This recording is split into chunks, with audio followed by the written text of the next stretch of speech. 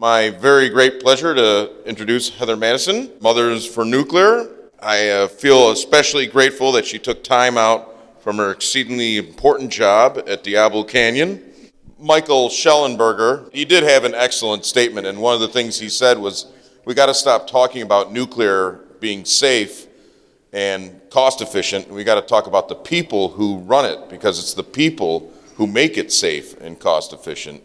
People don't trust machines, people trust other people. And so with that, I'm going to hand it over to Heather. Thank you, Heather, for joining us. Thanks, John. Hi, everyone. Thanks. So I work at Diablo Canyon Power Plant in California, and I've been there for 14 years, which seems amazing to me. And I wasn't always a nuclear supporter.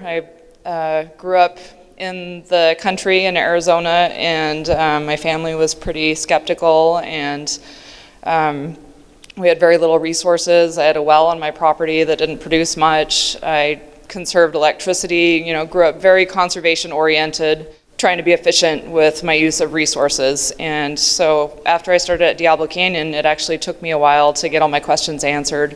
It was about 6 years before I realized, hey, I think I'm doing something that's good for the planet by making all this good emissions-free electricity. Last year, when my company announced that they weren't going to relicense Diablo Canyon, I started looking into the reasons why, and I realized that nuclear was in trouble around the country. I felt like we were taking a step backwards in terms of addressing climate change and air pollution and energy poverty. So that's when Kristen and I decided to start a group called Mothers for Nuclear, and we hope to reach out to other mothers and women, people who are typically scared of nuclear power, and show them a face for this technology that we believe in so much. We've had a long journey to our advocacy, and does this look familiar to anyone?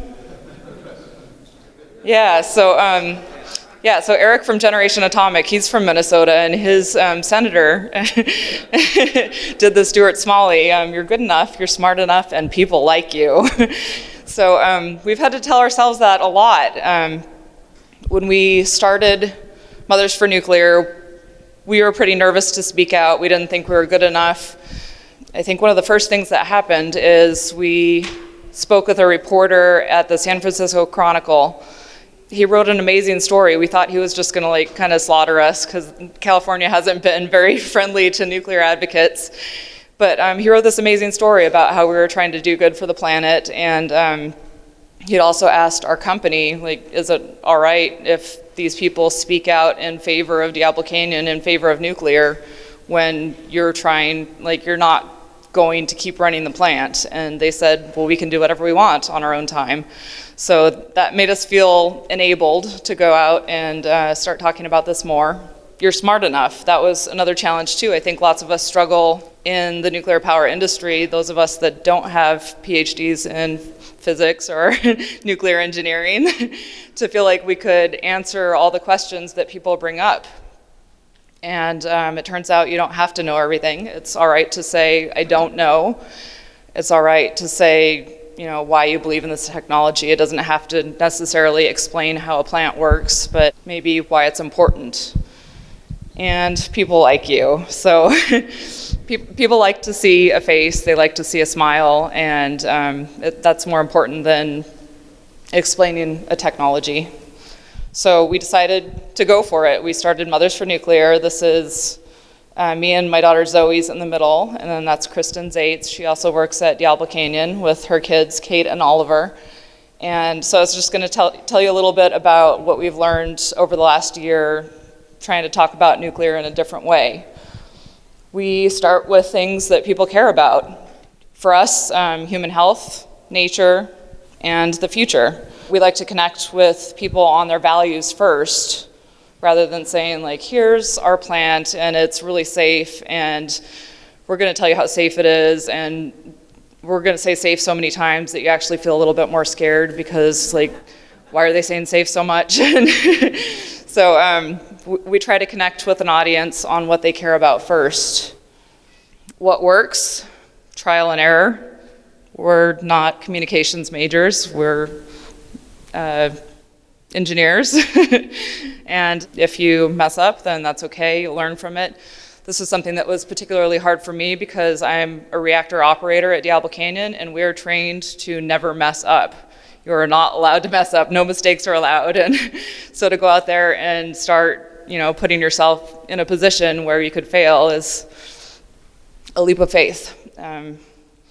Start by neutralizing, establish common ground. So one of the things that we do when we speak out to groups in our community is we say, hey, what do you think of when you hear the word nuclear?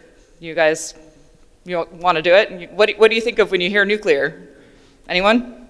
Simpsons, bombs, Chernobyl, anyone? Come on, you guys. Thorium, green monsters, three-eyed fish.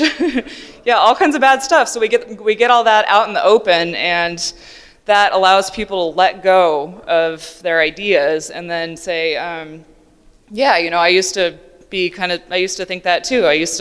I've watched The Simpsons, and hey, that's actually my job now, is what Homer Simpson does, and it's not exactly like that, and that's okay, that I used to think that. Here's what I know now. Listen, seek understanding. Lots of times when people are asking technical questions about radiation, that's maybe not the answer that they're actually looking for. So if you kind of dig a little deeper, you might uncover some root fears that need addressing at a deeper level. Take the higher ground, no pig wrestling. This is something that we've learned on social media. It's really important to try and bring people out and try and let them air their concerns. If they're really attacking a certain issue, that means that they might need to explore it a little bit more, and they might appreciate honest, let's figure this out together kind of attitude.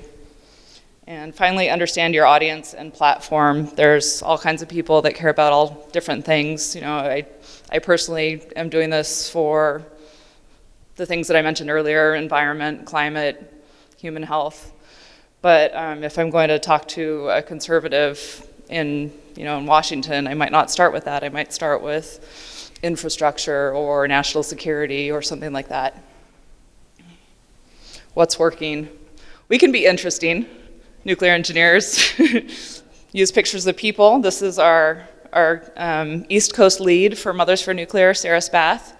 And isn't that the cutest picture of her with a kid and a model of an atom? So we don't have to always post technical details.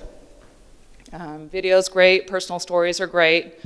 Expressing vulnerability, that we don't know everything and that we're open to being wrong and learning. Controversy gets a lot of attention. If you post something that people might object to and then have an honest conversation about it, that seems interesting. So here's one of our most popular posts.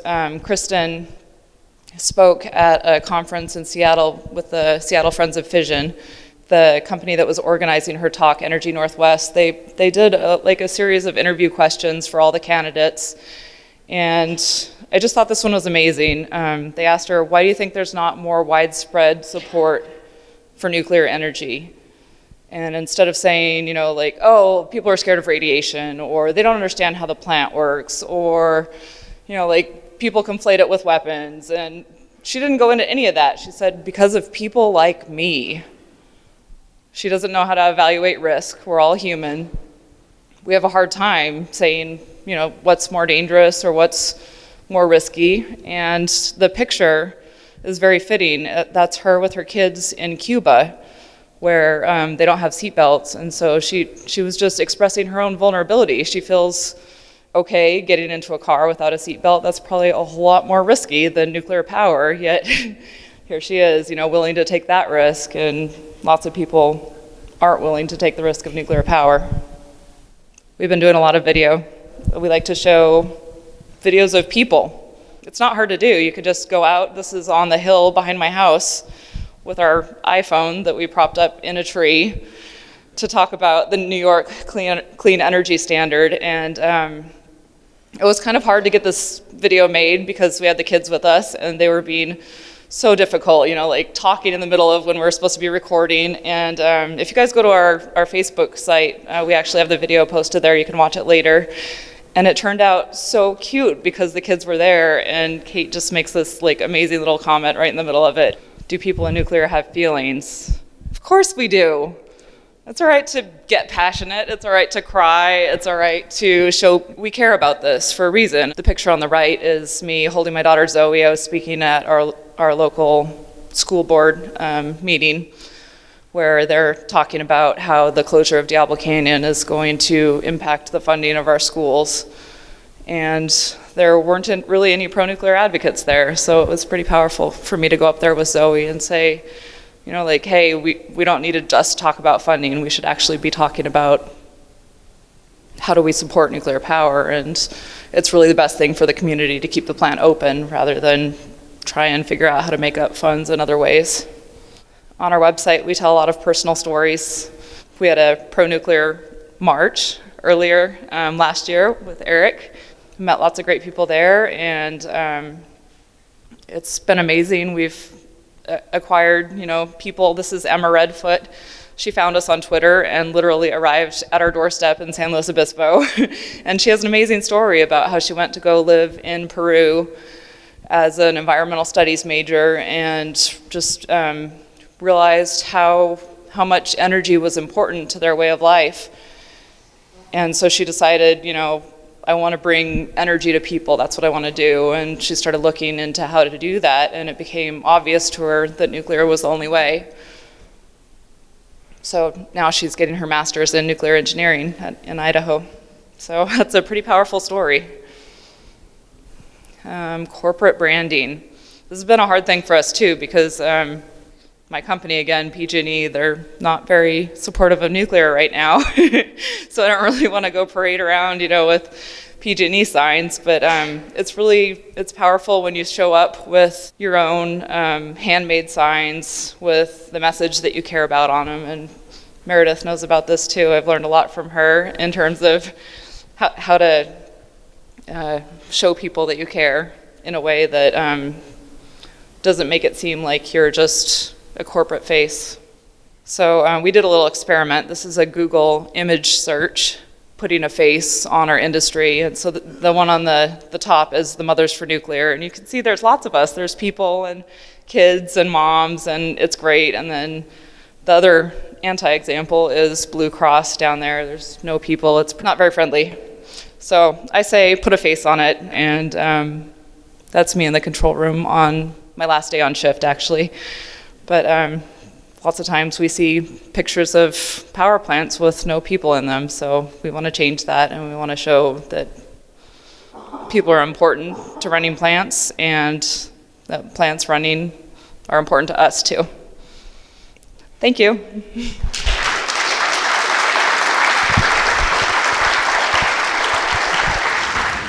I guess every once in a while, often I will run into people that no matter how safe you can claim nuclear power is, there's sort of this ultimate what if, that the whole thing blows up and irradiates, half the country or whatever, that's kind of the thing people will pull out at the end when you talk about that. And I wonder if you run into that and how you address that. Yeah, so the question is, what do we do when people just want to theorize about the worst possible case scenario? That is a hard situation to deal with, but my best response so far has been, what I'm really worried about is all that coal pollution and all that air pollution that kills 3 million people a year. Kind of redirect to what I really care about, and energy poverty is a big thing, and this is the only way that I see that we can get these people help, and that's try and make that the focus instead. Yeah, I had the great fortune of touring the Diablo Canyon plant about 3 years ago with Alex Canara and the Thorium Energy Silicon Valley group. I was extremely impressed with that facility, which seemed to run like a Swiss watch. I mean, it was spotless. It was awesome. And it's shocking to hear that they're seriously considering shutting it down. So my question is, 3 years ago, there was a big pushback from an anti-nuclear group in your area. Now, these are folks who claim to be green and, environmentalists. And they just have the Helen Caldecott view of the world. And I'm wondering, can you give us an update on that? And have you had to confront those people, or have they confronted you? So last year when my company made the announcement they weren't going to relicense, there was a whole bunch of those kind of groups in on that process, including our union, which was really disappointing for a lot of us. But Friends of the Earth, NRDC, Environment California, they're all part of this. Yeah, so all those groups are out there, and when we were forming Mothers for Nuclear, we were thinking a lot about that. How do we reach these people? And it's frustrating because we feel like there are people, like I feel like an environmentalist, and we decided that would be the best way to reach them, is to show them that, we are part of your group and we think this is important and here's why. And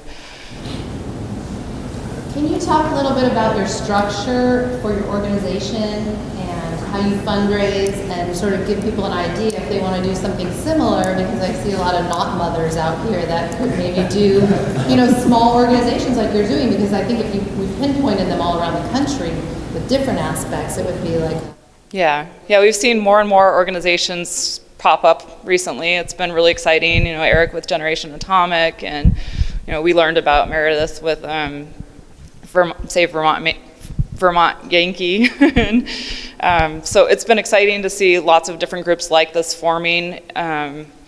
Some of us are just a website or a Facebook page, and